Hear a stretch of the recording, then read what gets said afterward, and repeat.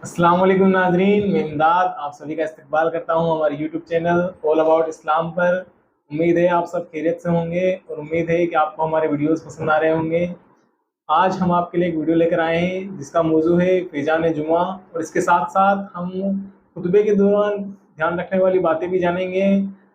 मौजू शुरू करने से पहले अगर आपने हमारा चैनल सब्सक्राइब नहीं किया है तो उसे ज़रूर सब्सक्राइब करें, बेल आइकन को प्रेस करें ताकि हमारे वीडियोस के नोटिफिकेशन आपको मिलते रहें। तो चलिए शुरू करते हैं।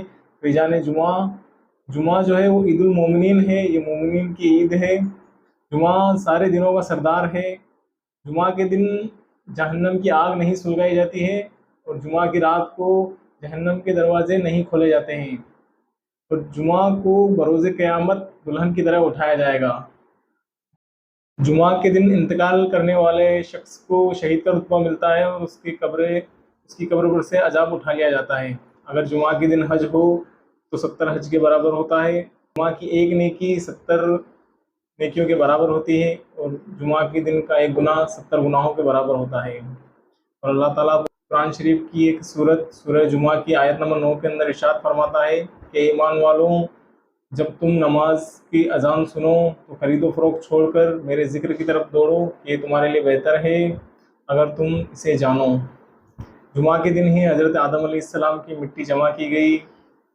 जो शख्स जुमा के दिन नाखून काटता है अल्लाह उसकी बीमारियां उससे हटा लेता है, उसे शिफा अता फरमाता है और उसके अगले 10 दिनों के गुनाह से उसे महफूज कर देता है।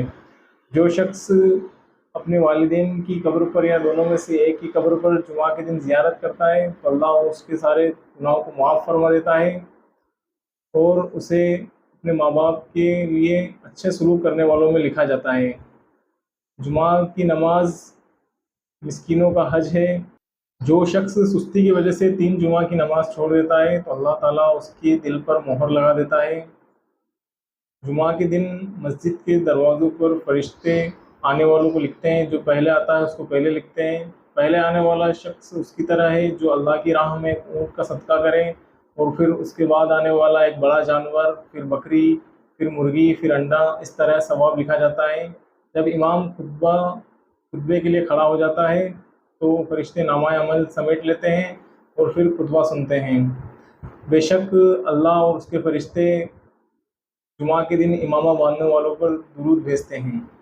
जुमा फ़र्ज़ ऐन है, इसकी फ़र्ज़ियत जोहर से ज़्यादा है और इसका मुनकिर काफिर है। जुमा के लिए जल्दी निकलना एक हज के बराबर है और जुमा के बाद असर के लिए इंतज़ार करना एक उम्रा के बराबर है। जुमा में एक घड़ी ऐसी है जिसमें जो अगर किसी मुसलमान को मिल जाए और वो शख्स अल्लाह से जो भी सवाल करेगा अल्लाह उसको अता फरमाएगा। वो घड़ी मुख्तसर से है, ये घड़ी हर रात में एक होती है लेकिन दिन के अंदर सिर्फ जुमा के दिन ये घड़ी होती है। ये घड़ी 2 खुतबों के दरमियान हो सकती है या फिर मगरिब से पहले हो सकती है। जुमा के दिन अल्लाह ताला 1 करोड़ 24 लाख लोगों को जहन्नम से आज़ादी देता है। जो शख्स जुमा के दिन या शब जुमा को इंतकाल करे उसे शहादत का मर्तबा मिलता है और उसके गुनाह माफ़ कर दिए जाते हैं। जो शख्स जुमा के दिन नहाए, परहेजगारी करे, पाकीज़गी पाए, अच्छे सफ़ेद कपड़े पहने, सर में तेल लगाए, खुशबू लगाए और नमाज के लिए जाए और 2 शख्सों के बीच में दूरी ना बनाए, यानी 2 शख्सों के बीच में दूरी बनाकर खुद ना बैठे और अपनी नमाज़ पढ़े और जो इमाम खुतबा पढ़ता है उसे सुने, तो अल्लाह उसके इस जुमा के और इसके पिछले वाले जुमा के दरमियान के गुनाह की मग़फ़िरत फरमा देता है। सोमवार और जुमेरात को अल्लाह के हुजूर हमारे नामाए अमाल पेश किए जाते हैं और जुमे के दिन अंबिया किराम और हमारे मरहूमीन माँ बाप के हुजूर हमारे नामाए अमाल पेश किए जाते हैं। हमारी नामाए अमाल में नेकी होती है तो वो खुश होते हैं, उनके चेहरे की चमक बढ़ती है, और अगर बदी होती है तो नाराज़ होते हैं, दुखी होते हैं। तो अल्लाह से डरिए और अपने मरहूमीन को गुनाहों से रंज ना पहुँचाइए। हमारे आका सल्लल्लाहु ताला अलैहि वसल्लम का फरमान आलीशान है, जो शख्स एक दिन में 5 काम करेगा अल्लाह उसे जन्नती लिख देगा। 5 काम क्या हैं? पहला है किसी भी बीमार की इयादत को जाना, दूसरा है नमाज जनाजा में शरीक होना, तीसरा है रोज़ा रखना, चौथा है जुमा की नमाज अदा करना और 5वां है किसी गुलाम को आज़ाद करना। ये याद रखें कि जुमा का रोज़ा ना रखें, उससे एक दिन पहले और एक दिन बाद का भी रोज़ा रखें।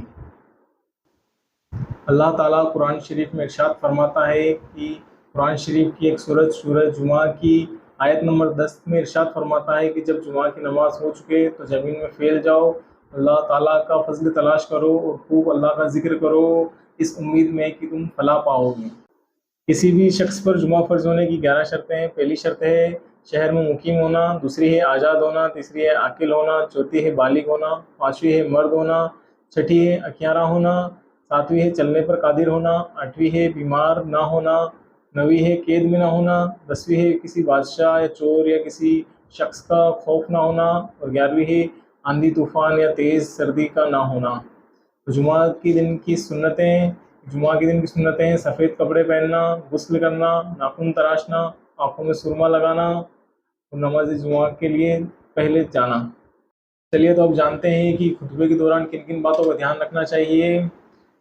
تو جیسے کھانا پینا، سلام کا جواب دینا نماز کے دوران حرام ہے، اسی طرح خطبے میں بھی حرام ہے۔ جب خطبہ پڑھا جا رہا ہو تو تمام حاضرین کو چپ رہنا فرض ہے۔ اگر آپ امام سے دور ہیں اور آپ کے پاس ان کی آواز نہیں آ رہی ہے تب بھی آپ کا چپ رہنا واجب ہے۔ اگر کسی کو غلط کرتے ہوئے دیکھیں آپ تو زبان سے نہ کہہ کر ہاتھ کے یا سر کے اشارے سے اسے منع کریں۔ خطبے کے دوران حضور صلی اللہ علیہ وسلم کا نام آنے پر زبان سے درود شریف پڑھنے کی اجازت نہیں ہے، من میں پڑھیں۔ خطبے کے دوران نیکی کی دعوت دینے کی بھی اجازت نہیں ہے۔ ہاں، خطیب چاہے تو نیکی کی دعوت دے سکتا ہے، اور خطیب کی طرف دیکھ کر خطبہ سننا صحابہ کرام کی سنت ہے۔